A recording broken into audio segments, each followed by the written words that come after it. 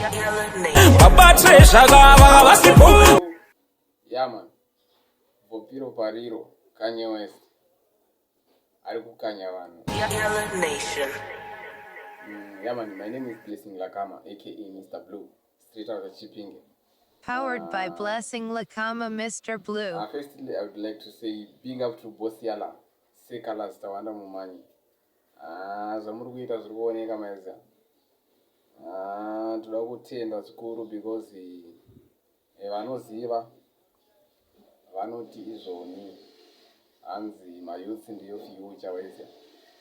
So tinotenda bosi Yala nezvamuri kuita, muri kusimudzira mayouth waizva. Although vamwe vacho vanozodii, vanozopengereka kuzopenga kuzoshaya kuziva kuti ndakabva nepi like vana vanichoga waizva.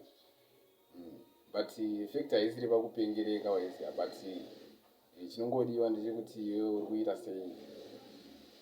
Tongotenda bosi Yala nestudio yamawedzera kumayouth waizva, sezvo vamwe vanga vasiri kukwanisa kusvika kuYala Nation because sometimes kunenge kwakawandiwa chichi.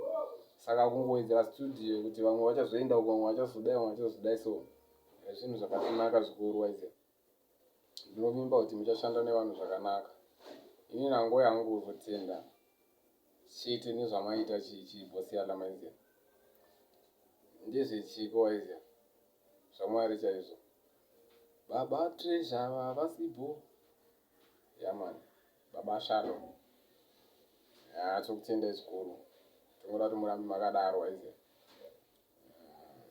Hanzi life haisi iyaya yekuti ndiri kudya ndichifara ndiri ndega. But how happy others can be because of you, that is the beauty of the life. Waizva. Kuti vamwe vari kufara sei vachikuona waizva, ndiko kunaka kweupenyu.